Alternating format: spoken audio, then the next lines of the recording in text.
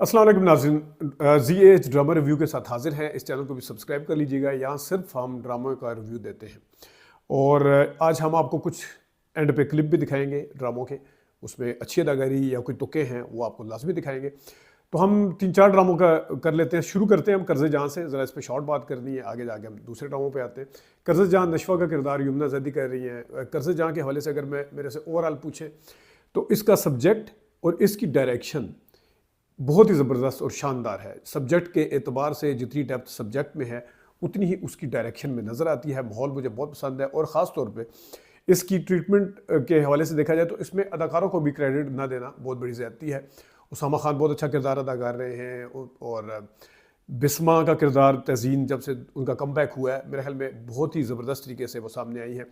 सकीना समो तो मानी हुई अदाकारा में उनके इंसर्शन जो वो देती है ना, रिएक्शन देती है, वो कमाल है। यमुना ज़ैदी हर मुश्किल से मुश्किल किरदार भी आसानी के साथ करने की सलाहियत रखती है। क्या बात है उनकी। और उसके साथ एक मैं आपको सीन दिखाऊंगा एंड पे जहाँ उन्होंने उंगली को किस तरीके से हाथ के इशारे को इस्तेमाल किया और वो काफ़ी देर तक कॉन्टीन्यूटी में रहता है अपने, वो भी दिखाएंगे। और फैसल रहमान की मैं बात लाजमी करना चाहूँगा, ख़ास तौर पे वो अदाकार जो फिल्मों से आए हैं। मैंने आपको बताया था गैर फिल्म में, बाबर अली गैर ड्रामे में थोड़े से मिसफिट लग रहे थे। जिस तरह टीवी के अदाकार जाके ड्रामों में थोड़े से टीवी के अदाकार फिल्मों में मिसफिट से लग रहे होते हैं, वो थोड़े से, क्योंकि उसमें फरहान आगा और तरह अदाकारी कर रहे हैं, मुनव्वर सईद और तरह कर रहे थे, वसीम अब्बास सबा परवेज़ और तरह कर रहे थे। बाबर अली की अदाकारी थोड़ी सी मुख्तलिफ थी, उसके अंदर फिल्मी टच नज़र आता था आपको उनके रोने में, उनकी फुटवर्क में। तो ये है फैसल रहमान साहब का किरदार इसमें, जो उन्होंने इतनी गहराई के साथ किया, इतना ज़बरदस्त किया है फैसल रहमान ने कि वो पता नहीं चलता कि टीवी ये फिल्में भी करते रहे और फिल्में ज़ाहिर लड़ाई मारकुटाई एक्शन वाली भी मिस सीरीज़ उन्होंने की और दूसरी फिल्में भी की। तो बहुत ही ज़बरदस्त तरीके से उन्होंने इस किरदार को कंसीव किया। बाबर अली साहब को देखना चाहिए कि जो ड्रामे का टेम्परामेंट है वो और है, तो फैसल रहमान साहब ने उस टेम्परामेंट के ऊपर किस तरह उतर के भरपूर अदाकारी की है। तो ओवरऑल कर्ज़े जहाँ ज़बरदस्त जा रहा है। अब तलमन नीलो नील जो जिनके बारे में सुना था कि 8 किस्तें होंगी लेकिन 9 हो चुकी हैं, अगली किस्त यकीनन आखिरी होगी। ये जो किस्त गुजरी है 9वीं, इसमें हम आपको सीन दिखाएंगे। एक तो नादिया अफगान का बहुत कमाल का सीन था, वो दिखाएंगे। और इसमें जो ज़बरदस्त अदाकारी की है वो सलीम मिराज ने, जिस वक्त आके कामी उनको टेप पे, रेडियो पे, डेक पे वो सुनाता है जो भी उसकी फैमिली के हवाले से बात की है, वहाँ उन्होंने रद्दमल दिया, रिएक्शन दिया और उठ के वो जीप लेके सीधा राव की तरफ पहुँच जाता है। और उसको यहाँ पे राव को किस तरीके से चारपाई के नीचे से दिखाया और उस सीन को बड़ी गहराई के साथ अच्छे तरीके से शूट किया। कैमरा वर्क बहुत ज़बरदस्त था और सलीम मिराज की अदाकारी जो थी वो बहुत ज़बरदस्त थी। उसके साथ नादिया अफगान का वो वाला सीन ख़ास तौर पे जहाँ पे वो अपने खामद की मोहब्बत के बारे में पूछती है और वो बहुत ही एक सादी औरत, लेकिन जिसको अपने खामद के दूसरी मोहब्बत, पहली मोहब्बत का पता चलता है, उसके ऊपर क्या गुजरती है, उसके रद्दमल में। पहले तो खैर नादिया अफगान ने जो अदाकारी की बहुत ज़बरदस्त है, आगे से फिर जाके नुमान मसूद जो उसको रिस्पॉन्ड करता है आगे जाके जब वो रोता है, वो भी बहुत ज़बरदस्त था। तो ये 2 ड्रामे हो गए जो हम ओवरऑल इसकी कहानी। मुझे झोंक सरकार भी सैफ़ी साहब की बहुत पसंद, उसका एक अपना रंग था। और इस ड्रामे का भी एक खूबी ये है, शॉर्ट ड्रामा है, लंबा नहीं है, लेकिन उसकी कहानी के अंदर जान भी है, उसके बैकग्राउंड म्यूज़िक के अंदर जान है, उसकी कहानी वो जो बंगले वाले किरदार हैं, कोशिश तो सैफ़ी हसन भाई की यही होती है कि वो ज़्यादातर किरदार आम उसमें से निकाल के लाएँ, जाके देखने वाले को वो उसके अंदर अपनी कोई झलक नज़र आती हो। तो वो बंगले शंगलों वाले किरदारों से हमेशा निकलते हैं। झोंक सरकार का भी ये था बहुत अच्छा, अगरचे वो एक तरफ हवेली वडेरा और वो वगैरह वगैरह था। तो इसमें कामी का भी रिएक्शन बहुत अच्छा था जब वो पान खाता है और सारा कुछ इंजॉय करता है उस सूरत हाल को। और मून के लिए फाइनली रिलैक्सेशन है जब उसे पता चलता है कि राव साहब जो है ना वो इस दुनिया में नहीं रहे, उनको मार दिया गया। तो बहरहाल ओवरऑल ये अच्छा ड्रामा जा रहा है। अब मैं आता हूँ ज़रा ए दिल पे।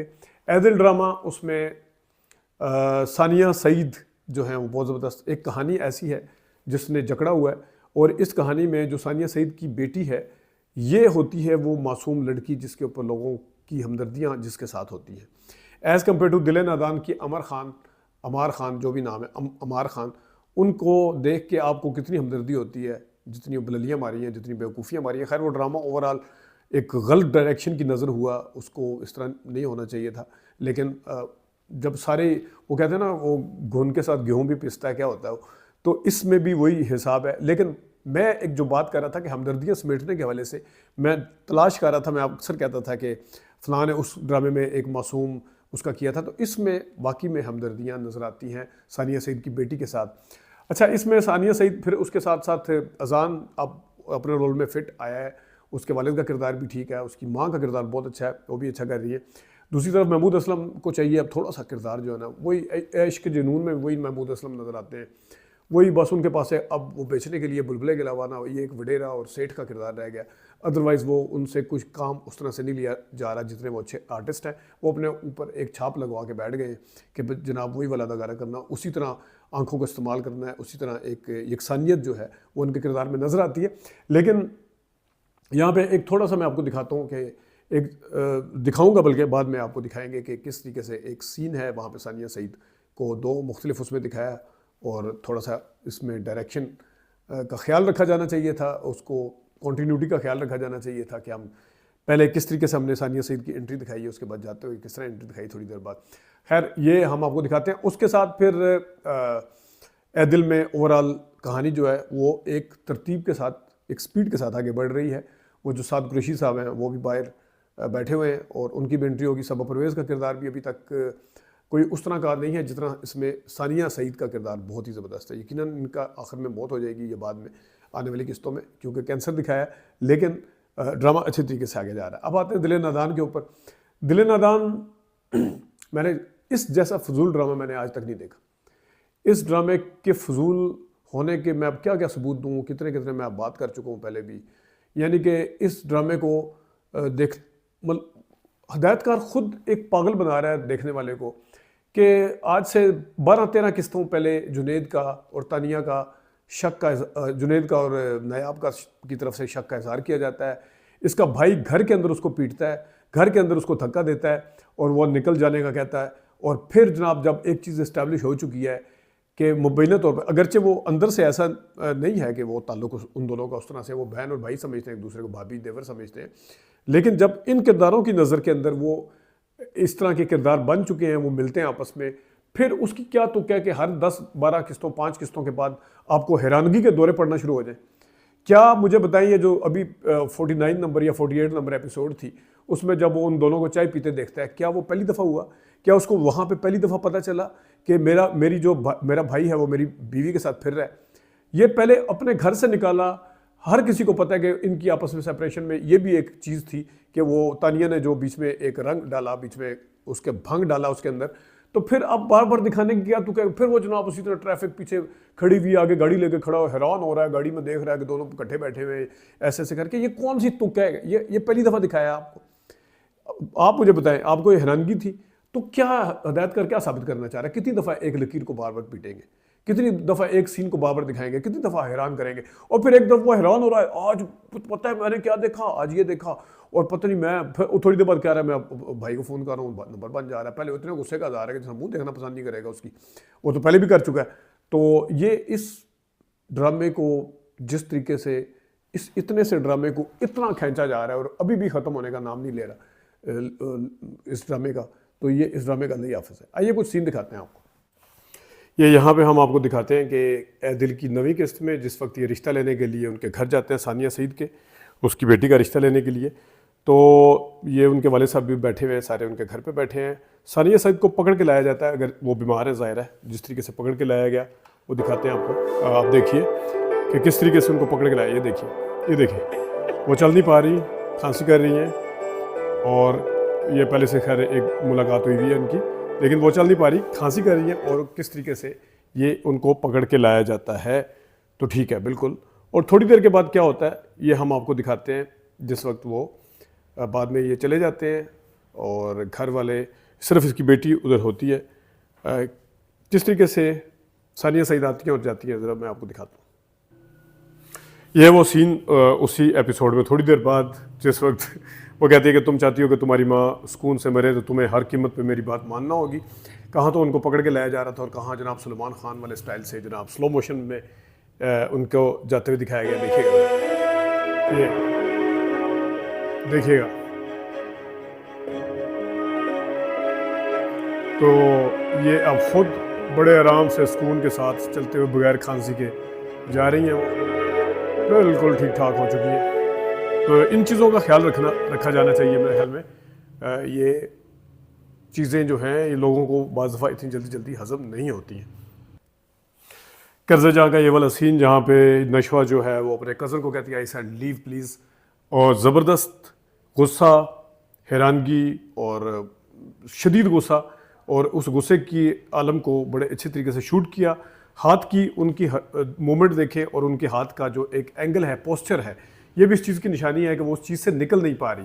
किस तरीके से उन्होंने हाथ को किया देखिएगा, ऐसा लीव, ये यहाँ पे ये देखें इस हाथ को उसी तरह काफ़ी देर तक रखा है यहाँ पे, और ये एक ज़बरदस्त तरीके से नशवा ने जहाँ अच्छी अदाकारी की, वहाँ पे डायरेक्टर को भी क्रेडिट जाता है कि उन्होंने इसको बड़े अच्छे तरीके से शूट किया है। तो क्रेडिट ज़बरदस्त जो है डायरेक्टर, जैसा मैंने पहले बताया कि इसके ड्रामे में बहुत ज़्यादा गहराई है, इसके सब्जेक्ट के एतबार से। इवन उसमें आप देखते हैं कि कुत्तों के भौंकने की जो आवाज़ें हैं वो भी इस ड्रामे के टेम्परामेंट को बहुत ज़्यादा सूट करती हैं। ये वो सीन है जिसके ऊपर खाम खा दोबारा से टाइम ज़ाया किया जा रहा है। 10-12 किस्तें गुजर चुकी हैं जब ज़ावियार को पता है कि मेरी जो मिसेस हैं उनके बकौल, अगर ये ठीक नहीं है लेकिन कि वो मेरे भाई जो हैं वो उनके साथ आपस में कोई चक्कर चला रहे हैं, तो ये घर से निकले भी इसी चक्कर में थे। जुनैद को धक्का दिया था ज़ावियार ने, आपको याद होगा, जिसमें काशिफ ने थप्पड़ भी मारा था, उनके वालिद ने, गज़नफ़र ने। अब ये यहाँ पे दोबारा दिखाने की क्या तो कहते लंबा सीन कि जनाब वो अपनी बीवी को देख रहा है कि वो बैठे हुए और वो बातें कर रहे हैं और आपस में, ये देखें ये कोई हैरानगी का है? ये क्या पहली दफ़ा पता चला है? आज ये 49 नंबर एपिसोड में अगर दिखाया जा रहा है, क्या ये पहली दफ़ा पता चला है? इससे पहले नहीं पता था? ये टाइम ज़ाया करने के और टाइम गुजारने के तरीके हैं और कुछ भी नहीं। और घर जाके ये अपने वालिद को कहेगा कि मैं पता नहीं क्या देख के आया हूँ, आपको मैं बता नहीं सकता मैं क्या देख के आया हूँ, क्या देख के आया जी। वो इकट्ठे बैठे हुए थे। ओ भाई, इसी पता नहीं कितने एपिसोड में ये सारा कुछ हो चुका है, आपको अच्छे से पता है सारा कुछ, और आप हर दफ़ा हैरान हो रहे होते हैं, हर दफ़ा आप परेशान हो रहे होते हैं। तो ये एक ड्रामा लंबा करने का तरीका, इस जैसा फजूल ड्रामा शायद ही आने वाले कुछ सालों में बन सके। ये सीन था नीलो नील का, जहाँ पे सलीम राज को बताया जाता है, बाऊ के असर को, कि तुम्हारे जो राव साहब हैं वो क्या कह रहे हैं तुम्हारे बारे में। यहाँ पे कुछ नहीं बोले सलीम राज साहब, डायरेक्शन भी अच्छी थी, जो गुस्सा था उसमें सस्पेंस भी था कि अब ये क्या करने जा रहे हैं, क्या करेंगे इस सीन का। और बहुत ही खूबसूरत, कोई बिल्कुल कहीं पे भी आपको ओवर एक्टिंग, कहीं पे भी एक्सप्रेशन के हिसाब से देखा जाए दोनों किरदारों में, और बाऊ के असर के खास तौर पे आपको कहीं पे कुछ नजर नहीं आता। ये वो सीन है जहाँ पे फिर बाऊ के असर जो है राव के पास पहुँच जाता है, और इसको भी बड़े ही अच्छे तरीके से शूट किया गया है। अब ये देखें, अब ये समझ चुके हैं कि जनाब साहब जो आ रहे हैं किस नीयत के साथ आ रहे हैं, तो ये ज़बरदस्त तरीके से इसको शूट किया गया। बहुत ही ज़बरदस्त एक्सप्रेशन सलीम राज के। ये देखिएगा ज़रा, ये यहाँ पे जब ज़बरदस्त शूट किया इसको, ये देखिए उन्होंने तरीका बता दिया सारा कुछ कि वो ये कैमरा वर्क शानदार और बहुत ही ज़बरदस्त इसको शूट किया, मज़ा आया देख के। यहाँ पे नादिया अफगान जो अपनी खामद के पास आके पूछती है कि सोनू की माँ से आपका क्या ताल्लुक़ था, है या था, तो वो जब बताता है कि मैं उससे शादी करना चाहता था, बहुत ही ज़बरदस्त रिएक्शन है। ओवरऑल ये सीन देखने वाला है, लेकिन हम ज़्यादा लंबा आपको दिखा नहीं सकते, थोड़ा सा देखिएगा। शादी करना चाहता था मैं उससे, घर वाले नहीं माने। ये देखिएगा,